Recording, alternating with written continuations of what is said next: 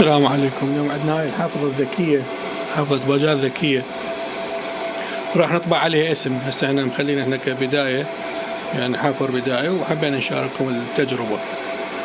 ها هي حافظة وهي باور بانك، يعني تشحن لك التليفون وحافظة باجات بنفس الوقت. هسه نبلش طباعة، نعطي أمر الليزر.